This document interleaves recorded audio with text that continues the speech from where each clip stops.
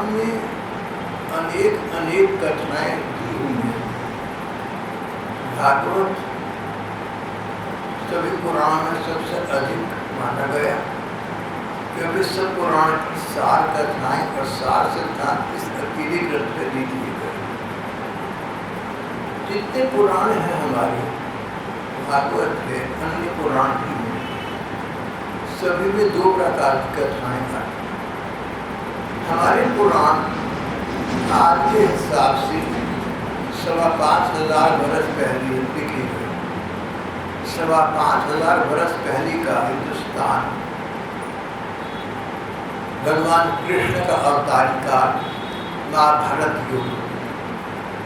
महाभारत युग जब कौरव पांडवों के बीच युद्ध हुआ, भगवान कृष्ण का अवतार हुआ, ये सब घटनाएं 5,500 वर्ष पुरानी हैं। तभी ग्रंथों का प्रणयन किया गया।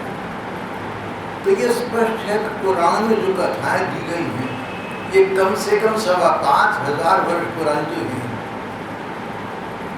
कहीं कहीं पुराणों में ऐसी भी कथाएं दी गई हैं जो तब तक घटित नहीं हुई थी, आगे जाकर घटित हुई थी। बहुत सारे ऋषि मुनि भविष्यवक्ता हैं, वो भविष्य को पहले ही देख सकते हैं। उन्होंने कई कथाएं सुनाई जो आगे जाकर होंगी। जैसे ऋषि महर्षियों ने कहा कि भगवान का अंतिम अवतार कलयुग के अंत में कल्कि अवतार होगा। तो भागवत तो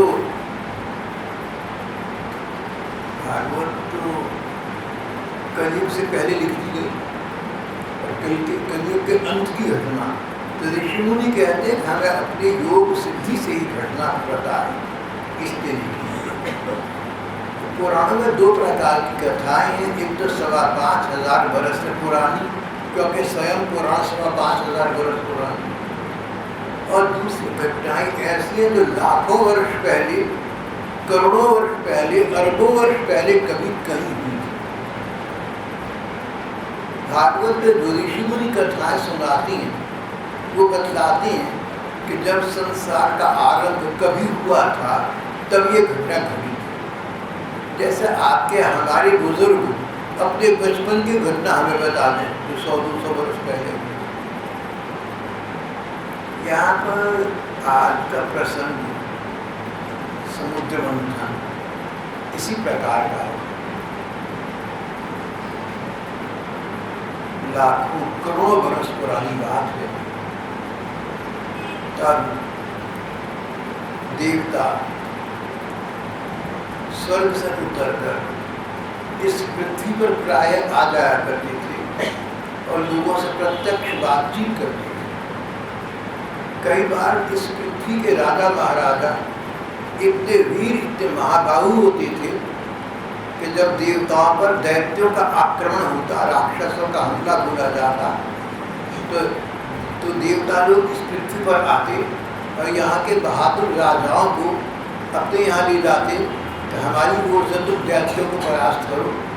इसी प्रकार के एक युद्ध में दशरथ जी को देवता स्वर्ग ले गए थे और वहीं पर एक किस्सा हुआ था कि दशरथ जी ने कैकेयी की सहायता प्राप्त करने के बाद कैकेयी से कहा था तो तू इसे 2 वर मांगे कि मैं तुझे दूंगा। कैकेयी के 2 वर मांगे जो कथा, जो कांड हुआ, वो सब आपको मालूम है। सारी रामायण उस पर आधारित। उस युग की बात चल रही थी। एक बार एक अरोचक घटना घट गई। दुर्वासा नाम के एक ऋषि थे। दुर्वासा ऋषि भगवान शंकर के अंश से प्रकट हुए थे।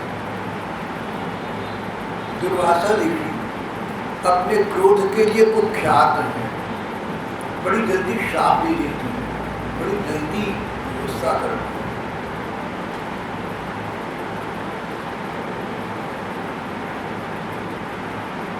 विद्वान कहते हैं कि दुर्वासा जी जहाँ क्रोध करती हैं, वहाँ क्रोध के पीछे उस व्यक्ति का भला छिपा होता है।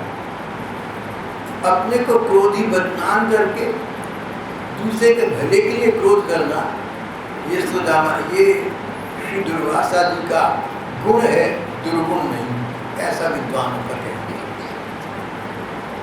दुर्वासा जी भगवान के परम भक्त नहीं।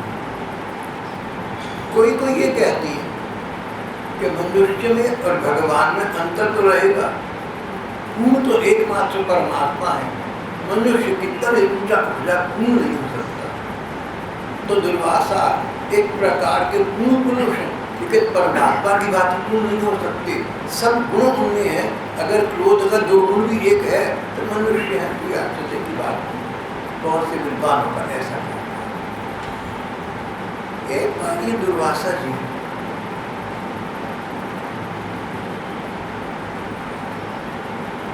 कहीं से आ रहे थे, कहीं जा रहे थे, मार्ग में वो स्वर्ग पड़ा जिसके देवताओं के राजा का नाम इंद्र है, देवराज इंद्र। देवराज इंद्र का स्वर्ग में, पृथ्वी पर और पृथ्वी के नीचे पाताल लोक है, वहां तीनों लोगों में साम्राज्य स्थापित हो चुका है। जब सत्ता प्राप्त हो जाती है, ऐश्वर्य प्राप्त हो जाता है, तो व्यक्ति में कहीं ना कहीं किसी न किसी प्रकार का कोई अभिमान आ जाता है, किसी न किसी प्रकार का गर्व आ जाता है। देवराज इंद्र सुख भोगों में परिणत थे, अप्सराओं के बीच रहना, अप्सराओं का उपभोग करना, स्वर्ग के सुखों में पागल रहना। देवताओं का काम ज्यादातर, अधिकतम देवता सुख भोगों में लगे रहते। इंद्र उनके सबके स्वामी, सबके राजा हैं। देवराज इंद्र का जीवन बहुत ऐश्वर्यमय है, सुख भोगमय है। और अब जब तीनों लोगों के स्वामी बन गए तब तो कहने क्या है, एक मन में कुछ बात आ गया, एक मन में अभिमान छा गया कि सारी त्रिलोकी में अकेला मैं ही सबका स्वामी हूँ। देवराज भूल गए इस बात को कि सृष्टि की रचना करने वाले ब्रह्मा जी हैं। जिन ब्रह्मा जी ने त्रिलोकी की सृष्टि की है, उनसे बड़े ब्रह्मा जी, उन ब्रह्मा जी से बड़े देवराज कैसे हो सकते। और ब्रह्मा जी को नियुक्त किया परमात्मा ने, भगवान ने, तो ब्रह्मा जी भगवान के कहने से सृष्टि का संयोजन करते हैं। वो भगवान तो सबसे बड़े हो गए। देवराज इंद्र जब ब्रह्मा जी से बड़े नहीं हो सकते तो भगवान से, भगवान विष्णु से बड़े कैसे हो सकते हैं। जो व्यक्ति ऐश्वर्य पागल हो जाता है, जिसको अहंकार हो जाता है, उस सब बातों को भूल जाता है। अभिमान में, अहंकार में यही कमी है कि अहंकार अपने आप में जीवित रहकर समाप्त नहीं हो जाता, ये अपने साथ अन्य दुर्गुण ले आता है। अगर आपको कहीं किसी प्रकार का गुण हो ना, तो अहंकार मत करना। महात्मा कहते नहीं तो अहंकार के साथ तुम्हारे में और भी दुर्गुण आ जाएंगे। दुर्गुण तो प्रतीक्षा में रहते हैं, दुर्गुण प्रतीक्षा में रहते हैं कि एक व्यक्ति में एक दुर्गुण आए, 2-4 साल को लग लेंगे। महात्मा कहते हैं कि तुम इस बात का पक्का पक्का ध्यान रखो कि तुम्हारे मन में भी कोई बुराई ना आने पाए। अपने मन में कोई बुराई ना आने पाना, अपने मन में कोई बुराई ना आने देना। देखो, मन में बुराई हो तो अपना हानि, अपना नुकसान होगा। न तो वाणी में कोई दुर्वचन बोलना, न व्यवहार में कोई गलत काम करना। कोई ऐसा काम मत करना कि किसी के दिल दुखे या किसी की हानि होती है। और ये बात केवल ये नहीं कि वाणी में नहीं करना, व्यवहार में नहीं करना, मन से भी मत करना। कोई तुम्हारे से बुरा भी कर दे, मन से तुम उसका भला चाहना। कोई तुम्हारे से बैर साध ले, तुम अपने मन में उसके प्रति मित्रता का भाव रखना। अधिक से अधिक भगवान से प्रार्थना करना, भगवान इस व्यक्ति को सद्बुद्धि दे, उसका कल्याण होता है। लेकिन ये सब बातें तो उस व्यक्ति की है ना, जो ऐश्वर्य के मन में पागल नहीं हुआ। अगर पैसे का अहंकार होता, पैसा, प्रतिष्ठा, सुंदरता, संपत्ति, किसी भी प्रकार का हमारे पास बाहुल्य हो जाए, बहुलता हो जाए, तो उस गुण का, उस वस्तु का हमारी में अहंकार हो जाता है, अभिमान हो जाता है। और जब हमारी में अभिमान आता है तो और लोग भी साथ आ जाते हैं। अब अहंकार आ गया तो किसी दूसरे व्यक्ति का अपमान भी कर दिया, उसको हेय दृष्टि से देखा, हम पैसे वाले हैं तो कुछ भी नहीं है, गरीब हमारे सामने क्या चीज़ है। ऐसी बात न करना कि किसी में हेय बुद्धि पनप है, कोई ऐसा समझेगा हम नीचे निगाह से देखे जा रहे हैं। देवराज इंद्र को तीनों लोगों का ऐश्वर्य प्राप्त है। हम जो मनुष्य हैं, हमारे शरीर ऐसे हैं कि हम संसार के किसी सुख को भोगें तो थोड़ी देर बाद थक जाएंगे, या शरीर रोगी हो गया तो सुख का साधन सामने हो तो इसको भोग नहीं कर सकते।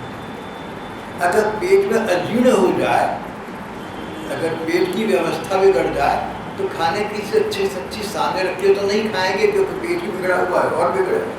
मनुष्यों पर ये शरीर धर्म लागू होता है, देवताओं पर इस प्रकार के धर्म लागू नहीं होती। देवता किसी भी सुख का उपयोग अनंत काल तक कर सकते हैं, न बुढ़ापा आता है न बीमारी आती है। इस प्रकार के मानव धर्म उन पर लागू नहीं होते। परिणाम ये कि बहुत से देवता जो पहले कभी मनुष्य थे और सुंदर से सुंदर कर्म करके अंततः देव योनि को प्राप्त हो गए। अगर कोई मनुष्य बुरे बुरे कर्म करता है, बहुत बुरे कर्म करता है, तो अगले जन्म में पशु तक बन सकता है, पक्षी तक बन सकता है। और अगर कोई अन्य अच्छे से अच्छे कर्म करता है, पुण्य करता है, परोपकार करता, दया, सहानुभूति इत्यादि, तो वो देवता तक बन सकता है।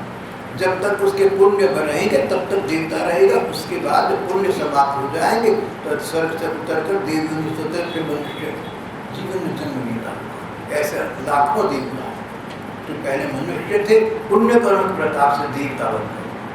जो लोग पुण्य कर्म करते हैं इस दृष्टि से कि भगवान हमें मिल जाए, उनकी बात अलग है।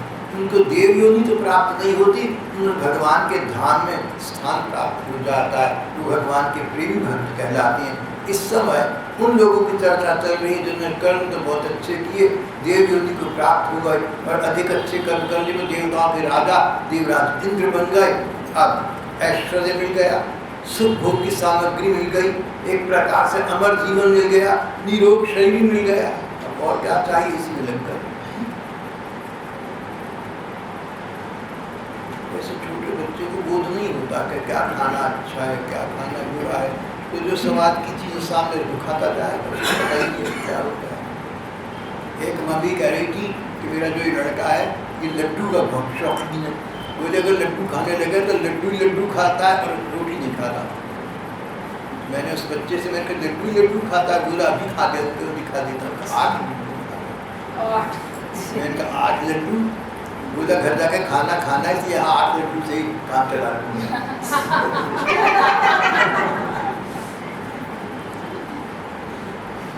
तो जैसे बच्चे को ये नहीं पता होता कि मैंने क्या खाना है क्या नहीं खाना है, चीज़ अपने समाज में जाए खाता रहता है। इस प्रकार से देव योनि को प्राप्त हुए जीव स्वर्ग के अक्षय सुखों का भोग तब तक करते रहते जब तक उनकी कर्म समाप्त हो जाता है। देवराज इंद्र तो उनके राजा हैं, ऐश्वर्य का उन्हें अभिमान कैसा होगा। ऐश्वर्य होने पर अभिमान न होना किसी भगवत प्रेमी का लक्षण हो सकता है। साधारण व्यक्ति कितना भी महापुरुष हो ना, उस पर अभिमान आ ही जाएगा। जो भगवान के प्रेमी भक्त हैं वो चाहे राजा हो महाराजा हो बड़े से बड़े हो, उनमें अभिमान नहीं आता। जैसे भागवत में कथा थी, राजा अम्बरीश थे तो त्रिलोकी के राजा बन गए थे, लेकिन भगवान कृष्ण के प्रेमी थे, उनमें अभिमान नहीं आया।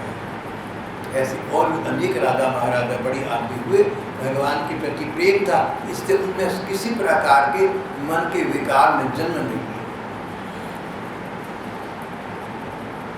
एक बार दुर्वासा ऋषि चले जा रहे थे, उनके हाथ में एक फूल था। ये फूल पहले भगवान को चढ़ाया गया था, भगवान का प्रसादित फूल उन्हें मिला था। सामने से देखा अपने ऐरावत नाम के हाथी पर सवार देवराज इंद्र आ रहे हैं। सोचा देवराज इंद्र को भगवान का प्रसादित फूल दूंगा इनका कल्याण हो जाएगा। अब संत महात्माओं को तो ये अपने पास तो कुछ रखते नहीं, कहीं से कुछ मिल गया तो जो पहले मिला उसको करा दो। लेकिन देवराज इंद्र किसी दूसरे चित्त की वृत्ति, दूसरे मूड में थी। उनका मन कह रहा था कि दुर्वासा एक ऋषि साधु ही है ना, क्या हो गया, तब तपस्या करी, मेरे जितनी इंद्रधन बन गया। इनके जैसी मैंने पता नहीं कितनी तपस्याएं करी। अरे साधु महात्मा तपस्या करें जो करें, लेकिन इतनी तपस्या तो नहीं करी देवराज इंद्र बन जाए। मैं तो इंद्र बन गया, मेरे सामने तो क्या था। दुर्वासा जी ने कृपापूर्वक भगवान का प्रसादी फूल देवराज इंद्र को दिया। उन्होंने बड़ा तिरस्कार किया। अहंकार में भरा आदमी एक प्रकार का थोड़ा सा पागल हो जाता है, उसका विवेक काम नहीं करता। अच्छा क्या है, बुरा क्या है, कैसा समय है, कैसा अवसर है, कैसा स्थान है, किस व्यक्ति से बात कर रहे हैं, उसे सोचता ही नहीं। आंखों पर से एक रंग चढ़ जाता है अपनी ऐनक पर, उस रंग में सब रंगे दिखती हैं, अच्छा बुरा भला बड़ा छोटा सब एक जैसी।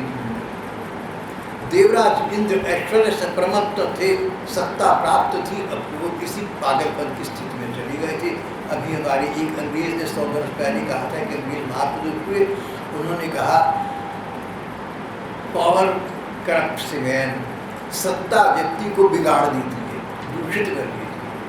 Power corrupts man and absolute power absolutely, और निरंकुश सत्ता प्राप्त हो जाए, सत्ता पर अंकुश लगाने वाले कोई हो ना, तो फिर तो जो मर्जी आकर वो पागल हो जाता है। ये बात कि सत्ता प्राप्त व्यक्ति उन्मत्त हो जाता है और अधिक सत्ता प्राप्त पर अधिक भ्रष्ट हो जाता है, इसके अनेक उदाहरण आज की डेट और दुनिया में हम लोगों को दिखते रहते हैं। लेकिन ये कहानी लाखों करोड़ों वर्ष पुरानी हो गई, तब भी ऐसा ही था, स्वभाव है जीव का। देवराज इंद्र को उत्साह था, जोश था कि पता नहीं कितने तक की तपस्या देखी हमने। भगवान का प्रसादी फूल है तो क्या हुआ, तो जब चाहूँ मंदिर जाकर प्रसादी फूल ही। देवराज इंद्र के मन में मद था, अरे किसी मंदिर में जाऊंगा ना भगवान की पूजा करने, तो वहाँ के पुजारी भगवान को छोड़कर मेरी पूजा करने लगेंगे। आज भी ऐसा होता है, आज भी ऐसा होता है कि कोई तथाकथित महापुरुष किसी मंदिर में दर्शन करने जाए, लोग भगवान को छोड़ उसके दर्शन कर रहे। तो संसार है, स्वभाव है मनुष्य का, कौन रोक सकता है।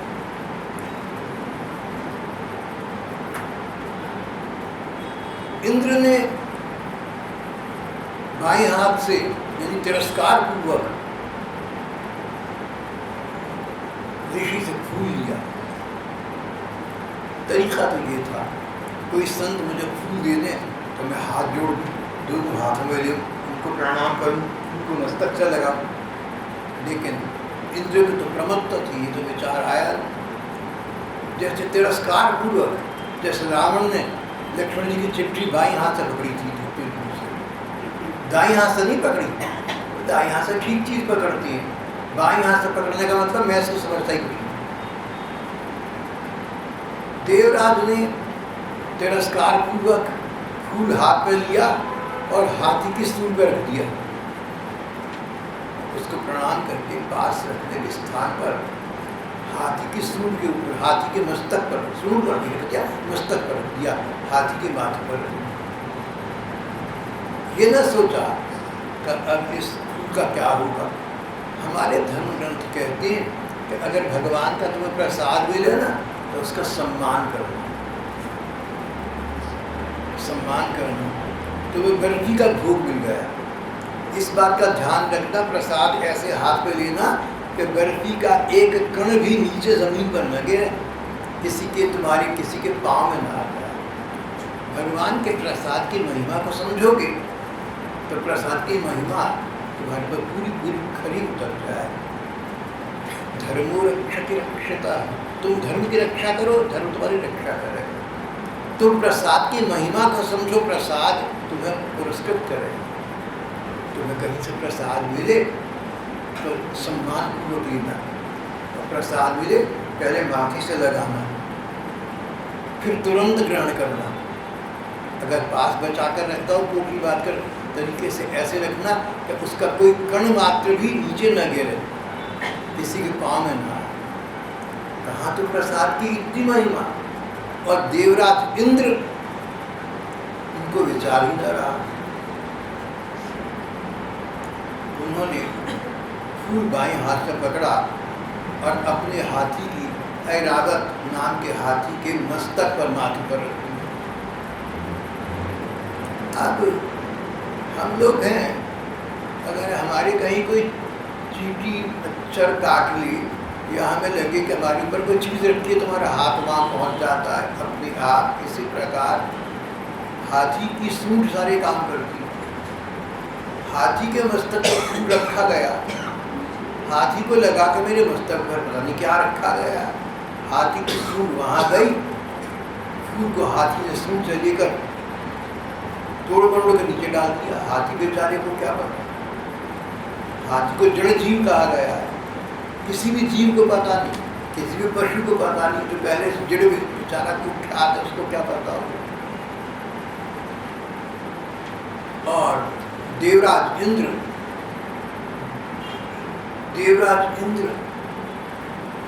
दुर्वासा ऋषि को बिना प्रणाम किए आगे की ओर चल पड़े। तरीका ठीक नहीं था। कितना भी ऐश्वर्य हो हमारे पास, कितनी सुख भोग की सामग्री हो, धन संपत्ति हो, लेकिन साधु संत सामने आए तो अपने वाहन से उतरकर उनको हाथ जोड़कर प्रणाम करना चाहिए। उनकी कृपा से सब कुछ प्राप्त, वो भगवान का प्रतीक है हमारे लिए, भगवान की कृपा से सब मिला है। संत महात्माओं को भगवान का स्वरूप कहा गया है। हमारे धर्म ग्रंथों में लिखा कि भगवान तो सबको नहीं दिखते, अगर तुमने भगवान को देखना है तो कई रूप हैं जिन्हें देख सकते हो। पहले भगवान के जो प्रेमी संत हैं भगवान का ही रूप है, और दूसरे धर्म ग्रंथ जो भगवान के प्रेम की महिमा सुनाती हैं, जैसे भागवत गीता, रामायण इत्यादि, ये भी भगवान का रूप है। और यूनानी भाषा में तो यहाँ तक कहा है कि भगवान का एक रूप तुम्हारी माँ है। If you want to see the face of God, look at your mother. अगर भगवान का दर्शन करना चाहते हो तो अपनी माँ को देख लो, वही भगवान। मातृदेवो भव, वेदों में भी ऐसा है। माँ की बड़ी महिमा है। संसार में जितने सांसारिक संबंध हैं उनमें सबसे अधिक महिमा माँ की। लेकिन हाँ, आज की जो माएँ हैं कलयुग की, उनको भी चाहिए कि वो अपनी माँ का जो दर्जा है उसको समझें, स्वीकारें और उस दर्जे की गरिमा को रखें। ऐसा न करना कि तुम ये तो आशा रखो कि तुम माँ हो, बच्चे तुम्हारा आदर करेंगे और तुम जो चाहो सो करो। बच्चों के साथ अच्छा व्यवहार करो, माँ वाला व्यवहार। माँ किसे कहते हैं? बच्चा नालायक हो तो उसकी शुभकामना करती है, ऐसी को माँ कहते हैं। बच्चा नालायक हो तो प्यार से समझाना, चलो ये तो विषय भेद हो जाएगा। देवराज इंद्र ऐश्वर्य प्रमत्त थे। दुर्वासा के आध्यात्मिक ऐश्वर्य को भूल गए। भगवान के प्रसादी फूल की महिमा को न समझ सके, अभिमान में चढ़े हुए थे। भगवान के प्रसादी फूल का अपमान किया। भगवान से उतरना, प्रणाम करना तो दूर रहा, फूल हाथी को अर्पण कर दिया और आगे चल पड़े।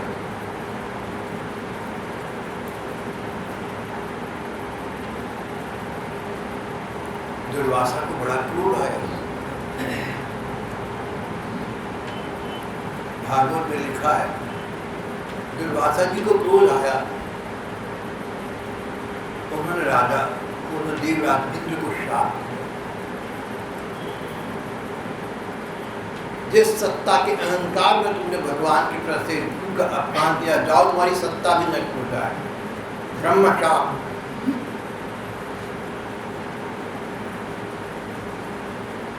दृश्य बदल गया।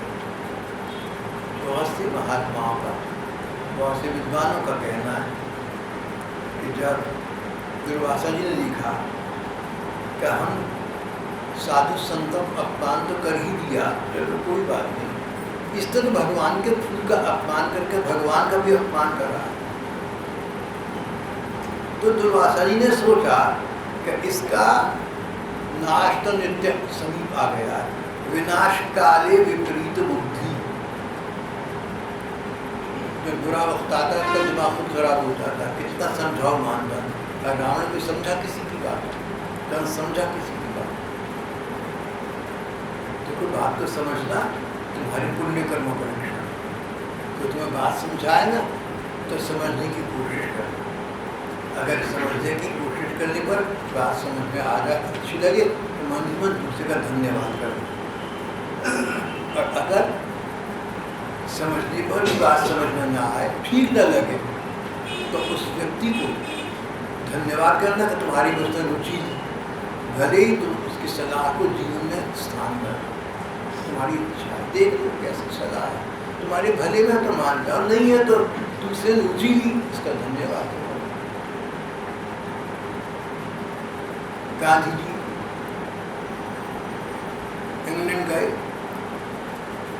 वर्षों पुरानी बात हो गई, वहाँ पर मदिरा मांसाहार घर घर में है, तब तो थे ही थे। एक अंग्रेज था, गांधी जी का पड़ोसी था। तब गांधी जी आज की तरह प्रतिष्ठित महामानव नहीं थे।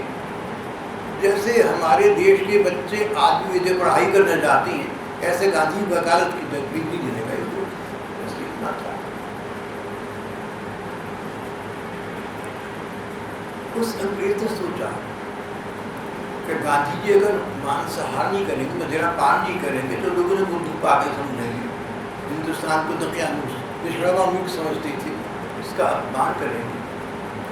वो एक ऐसे होटल में गांधी जी को ले गया जहाँ मद्यपान और मांसाहार करने के अतिरिक्त चारालय था। लंबा हिस्सा है, संक्षेप की बात ये कि बहुत बड़े उस आलीशान होटल में गांधी जी जब मदिरा और मांस देखे तो बोले, गैरेज को लाकर मैं नहीं खाता था, कुत्ता ले जाओ। बोला पागल की बात है, मतलब गांधी क्या कह रहे हो, लोग मजाक उड़ाएंगे। अरे लोग चाहे मजाक उड़ाए, मजाक उड़ालू करेंगे, ये काम नहीं करेंगे। गांधी जी अपने आत्मकथा में ये किस्सा लिखकर आगे कहते हैं, I can appreciate the motive with which he was prompted to do this step forward. जिस भावना से प्रेरित होकर उस अंग्रेज ने ये सारा नाटक करा था, मैं उसकी सराहना आज भी करता हूँ। उसकी भावना थी, लोग उसको पागल मूर्ख दकियानू से पुराने जमाने का ना समझे। चाहे बात गलत थी, लेकिन भावना उसकी यही थी।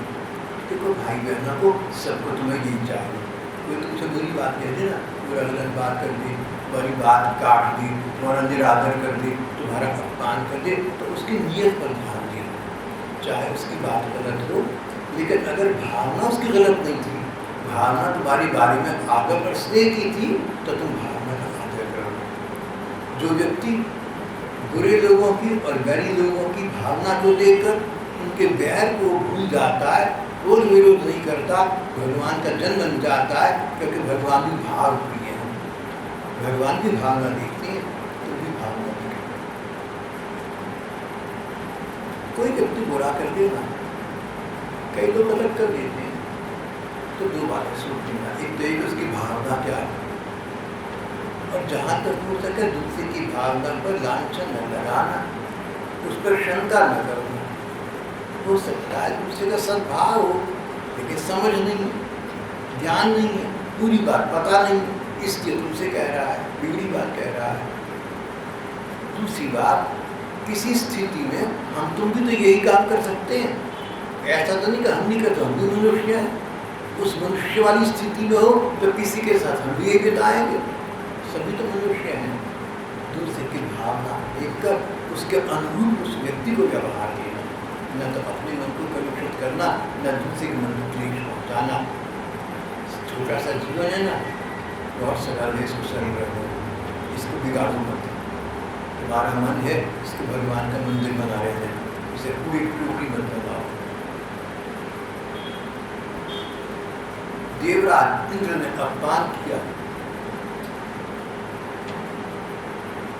ऋषि का अपमान किया, भगवान के प्रसाद का अपमान, दोनों बातों का फल है नरक में जाना। अब वो बातें सामने आ गई। आज देवराज इंद्र 3 लोगों का स्वामी, ऐश्वर्य सुख भोग का स्वामी, अप्सराओं के बीच रहने वाला, और कल को किसी बहुत ही भयंकर नरक में कीड़ा बनकर पड़ा होगा, वहां जल सड़ रहा होगा। एक तो ये स्थिति, संतों का अपमान करो, भगवान के भोग का प्रसाद का अपमान करो, तो यही होता है। और दूसरा, उससे बचने का क्या उपाय है, उससे बचाने का क्या उपाय है? दुर्वासा जी ने उपाय किया, कहीं इस बेचारे को कहा तो इंद्र है, बाद में इसको किया न बनना पड़ा नरक का, भैया इसका भला कर देता हूँ, ऐसा क्रोध करता हूँ, भले ही मैं बदनाम हो जाऊँ, मैं क्रोधी, लेकिन इसको दंड कम मिले, अधिक ना मिले, पूरा ना मिले, मैं इसको इसके ऐश्वर्य से इस समय मुक्त करूँ। ऐश्वर्य छूट जाने पर इसको अकल आ जाएगी, दोबारा कुकर्म नहीं करेगा, तो ऐश्वर्य से वंचित तो हो जाएगा, सुख भोग तो नहीं रहेंगे, पैसा रुपया जो उस समय हुआ करता सुख तो नहीं होगा, हीरे मोती मणि माणिक्य तो नहीं होंगे, अप्सराएं तो नहीं होंगी, लेकिन नरक में तो नहीं जाएगा। चूज दी लेसन। हम बच्चे थे छोटे, जिस घर में मैं रहता था 21 वर्ष में किसी घर में रहा, तो हमको गलत काम करती थी। हमारे बाबूजी बड़े डिसिप्लिनेरियन, पुराने ज़माने के लोग बड़े डिसिप्लिन को मानते थे, बच्चों को तमीज़ सिखाती थी। तो नाराज़ होना तो उनका जन्मसिद्ध अधिकार था। तो मान लीजिए मैंने कोई गलत काम कर दिया, कोई बात तहज़ीब कर दी, पहले बच्चों को तमीज़ बहुत सिखाते, तहज़ीब बहुत सिखाते, तो वो नाराज़ तो होंगे। अब जब मैं उनके कमरे में गया तो बहुत आग बबूल आ गए, तो गुस्सा कुछ करा इससे पहले कि मेरी रोटी बंद कर दें या मुझे कहकर कोने में तुम कान पकड़ के खड़े हो जाओ, इससे पहले मेरे बड़ी भाई थी, वो बीच में आ जाते और बाबूजी की साइड लेकर बोलते, कहते तमीज़ बिल्कुल नहीं, इतने बदतमीज़ हो, चलो जाओ यहाँ गेट आउट, भागो, ताकि मैं पिताजी के प्रकोप से बच जाऊँ। उन्होंने नाटक करा क्रोध करने का, चलो जाओ, जब देखो बदतमीज़ करके रहते। मुझे बचाने के लिए बाबूजी बड़े क्रोध से छोटे क्रोध का नाटक करा। दुर्वासा ऋषि ने इंद्र को नरक में गिरने से बचाने के लिए नाटक करा, क्रोध करने का शाप दिया, तू ऐश्वर्य से मुक्त हो जा। कहते हैं किसी आदमी के पास बहुत पैसा हो ना, बहुत मस्ती हो, सुख भोग हो, और बाद में उसे गरीबी झेलनी पड़े तो उसके लिए बड़ा सहन करना कठिन हो जाता है। लेकिन पहले गरीबी के बाद अच्छे पैसे के दिन आ जाए तो वो दुख नहीं रहता। इंद्र ने तो सारी संस्था के त्रिलोकी के ब्रह्मांड के स्वामी का पद प्राप्त किया हुआ था, उस भोग का आदत पड़ चुका था, और वो नरक में चला गया, कैसे सहन करेगा? उससे बचाने के लिए दुर्वासा ऋषि ने श्राप दे दिया, और ये ब्रह्म श्राप, ये संता पराध, इसका फल तो तुरंत मिल गया। ग्रंथ कहती है अगर तुम कोई बहुत बड़ा अच्छा या बुरा काम करोगे, बहुत बुरा अच्छा या बुरा काम करोगे, तो उसका फल तुम्हें जल्दी या तुरंत मिल जाएगा। छोटे मोटे बुरे काम करो, छोटे मोटे अच्छे काम करो, कभी मिलेगा, लेकिन अधिक कोई बड़ा जाए तो तुम अभी नहीं मिलता है। देवराज ने तो बहुत बड़ा अपराध किया, दुर्वासा जी का अपमान, भगवान के प्रसाद भोग का अपमान, दुर्वासा जी के शाप से तुरंत ऐश्वर्य से मुक्त हो गए। देखते देखते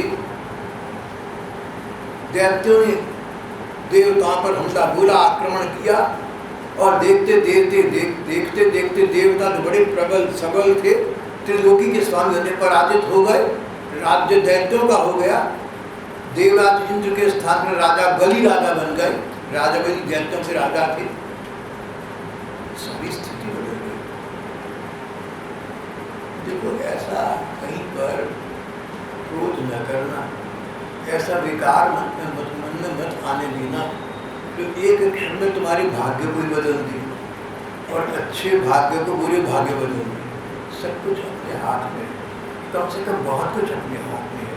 बहुत विवेक का विचार करना, बहुत ध्यान से सोच समझ कर काम करना, धैर्य से काम लेना, शांति से काम लेना।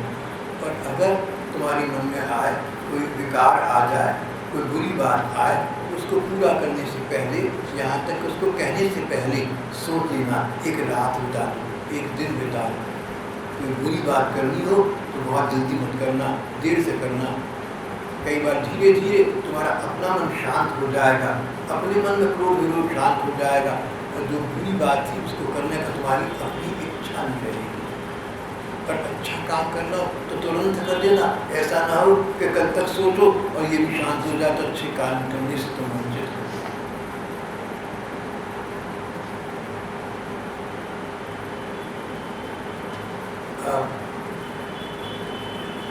जहाँ से कथा आरंभ हुई थी, जहाँ गोष्ठी थी, देवराज इंद्र तीनों लोगों के स्वामी थे, छत्र सम्राट, बिल्कुल बनी हुई थी, प्रतिकूल हो गई। इंद्र पराजित हो गए, राजा नहीं रहे, और दैत्यों के राजा, राजा बलि थे, उनका भी स्वर्ग पर अब आधिपत्य हो गया। अपना राज्य, अपना ऐश्वर्य, अपना सर्वस्व शत्रु के हाथ में आ गया। इससे अधिक दुख की बात क्या होगी? जिस व्यक्ति को कोई अपना शत्रु समझता हो, अब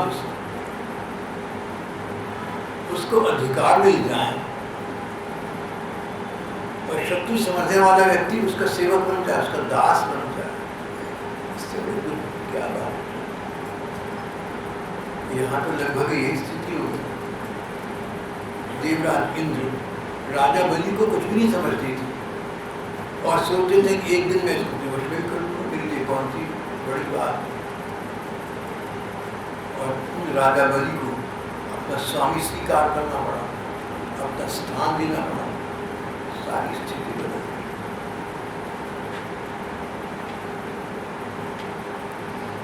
मन में कोई विचार न आए, जो मन में कोई विकार न आए, क्रोध विरोध का आश्रय न, ईर्ष्या द्वेष का पात्र मत बन, प्रतिशोध की ज्वाला से ग्रस्त मत, बदले की आग इसको दिल में ना।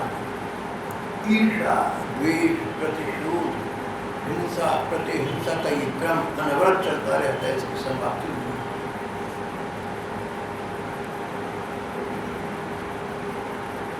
अपने आप को गिराना नहीं, परिस्थितियां तो बुरे से बुरी सभी के जीवन में आती हैं, महापुरुषों के जीवन में आती हैं। उनके कारण से तुम अपने मन को, अपने चरित्र को, अपने स्वभाव को, अपने व्यक्तित्व को, अपने स्तर को नीचे मत गिरा। छोटी सी कथा मैं आपको पहले कई बार सुना चुका हूँ, पाठ में आती है। भगवान विष्णु खड़े हुए, फिर बैठ गए। दक्षिण ने पूछा बैठे क्यों? बोले मेरे भक्त को, एक साधु को एक धोबी डंडा मारने को तैयार हो गया था, मैं अपनी भक्ति शक्ल एकदम खराब हो गई। फिर बैठ क्यों गए? बोले वो जो साधु था उसने धोबी का हाथ से डंडा छीना, मेरा मैं तेरा सिर फोड़ देता हूँ। तो मुझे साधु समझता भी होता था। बोले अब दो धोबियों के बीच की लड़ाई है, मैं क्या करूँ? उस साधु ने अपने स्तर को गिरा दिया। पर ऐसे साधु तो हुए ईसा, बुद्ध और दयानंद जैसे, जिन्होंने भैया तू डंडा भली मार ले, लेकिन हम चाहते भगवान तेरा भला करे।